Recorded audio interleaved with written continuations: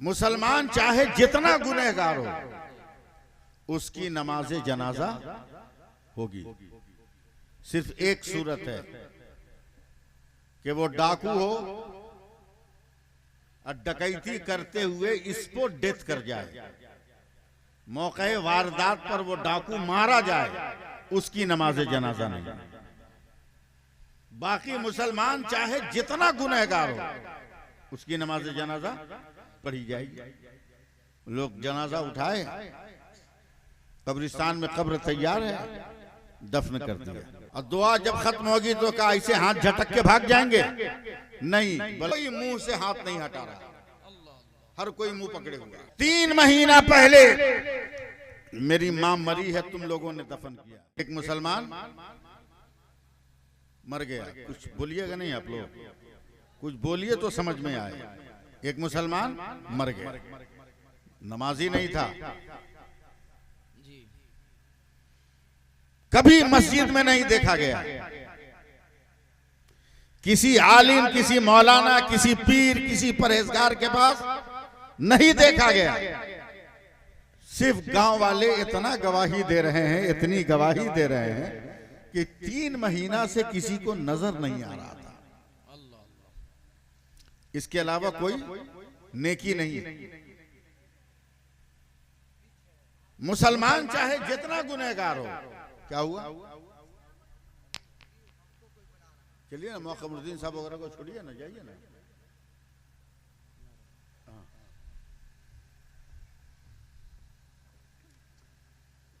सुभान अल्लाह कहिए। मुसलमान चाहे जितना गुनहगार हो, उसकी नमाज जनाजा होगी। सिर्फ एक सूरत है कि वो डाकू हो और डकैती करते हुए इसको डेथ कर जाए, मौके वारदात पर वो डाकू मारा जाए, उसकी नमाज जनाजा नहीं। बाकी मुसलमान चाहे जितना गुनहगार हो, उसकी नमाज जनाजा पढ़ी जाएगी। मुझको देखिएगा भी, सुनिएगा भी। सुन्नी मुसलमानों का गांव है, जनाजा की नमाज हो गई, लोग जनाजा उठाए, कब्रिस्तान में कब्र तैयार है, दफन कर दिया, मिट्टी भी दे डाली। लेकिन सुन्नी है ना, मिट्टी दे के भागेंगे नहीं ना, मिट्टी दे के फातिहा पढ़ेंगे। ऐसा होता है कि नहीं आपके यहाँ? और फातिहा पढ़ेंगे तो हाथ झटक के भाग जाएंगे।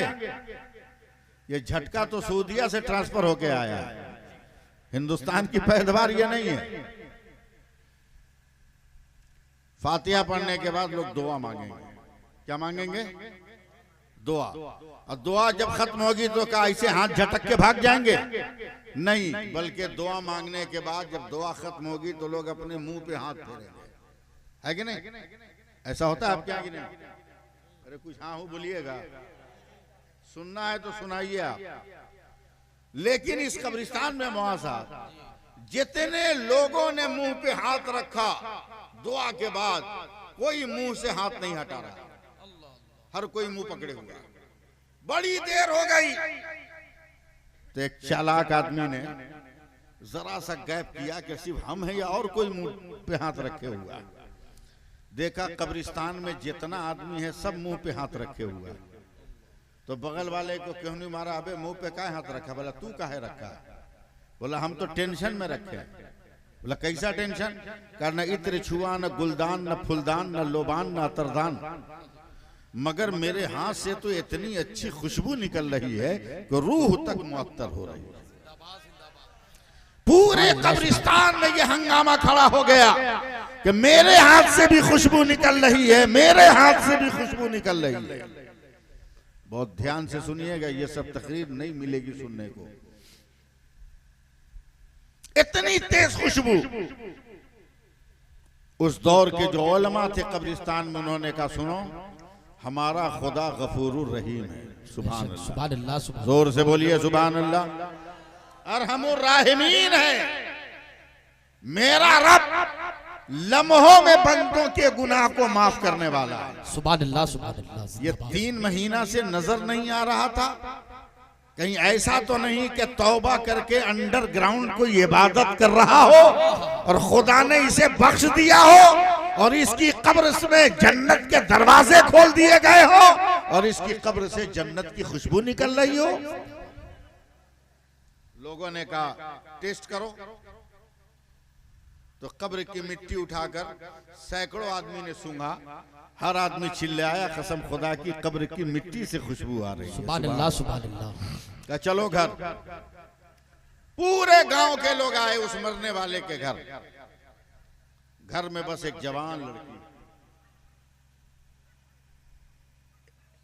एक जवान लड़की। दरवाजे पे आवाज दी, दरवाजा खोला। का गांव वालों, मिट्टी देके सब अपने घर जाते हैं, तू मेरे घर क्यों आया? गांव के आलिम ने कहा बेटी एक बात बता, मरने से पहले तेरा बाप कौन सी नेकी करता था? ऐसा लगा लड़की चकरा के गिर जाएगी, बेहोश हो जाएगी। कहा रे पागल हो गया गांव वालों, क्या मेरे बाप से भी पापी इस रूए जमीन पर किसी को देखा है? क्या मेरे बाप से भी गुनहगार किसी को देखा है? क्या मतलब? क्या तुम भूल गए कि 3 महीना पहले तुमने मेरी माँ को कब्रिस्तान में दफन किया है? बोला हाँ। बोला मैं जवान हो गई हूँ, 14-16 बरस की हूं मैं। जब मेरी माँ की शादी हुई तो मेरे नाना ने मेरी माँ को कुरान दिया था। सुभान अल्लाह कौन कहेगा? अब तो तुम मौलवी को इसलिए बारात ले जाते हो कि लड़की का बाप कुरान देगा तो उसको लाने वाला कोई नहीं है, इसलिए तुम जबरदस्ती मौलवी को बारात लेके जाते हो कि कुछ नहीं करेगा तो मस्जिद का इमाम कुरान तो लेके आएगा। चलो कम से कम इतना ही तो यकीन है कि मस्जिद का इमाम वो होता है जो कुरान हाथों पे उठाता है। सुभान अल्लाह सुभान अल्लाह। इतना ही यकीन कर लो आप लोग। मेरी बात समझ में आ रही है हम क्या कर रहे हैं? 3 महीना पहले मेरी माँ मरी है, तुम लोगों ने दफन किया है। बोला हुआ क्या? क्या मेरी माँ की जब शादी हुई ना तो मेरे नाना ने मेरी अम्मी को कुरान दिया था। सुभान अल्लाह।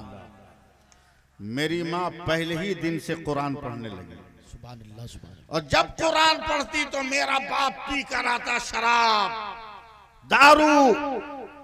और जब माँ को कुरान पढ़ते देखता तो मारता, इतनी मारता था मेरी माँ को। कभी बदन फोड़ दे, कभी हाथ फोड़ दे, कभी सर फोड़ दे, कभी बाल नोच दे, कभी पटक दे, कभी लात से मारे, हाथ से मारे। मगर है गांव वालों, कभी मेरी माँ ने उफ नहीं किया।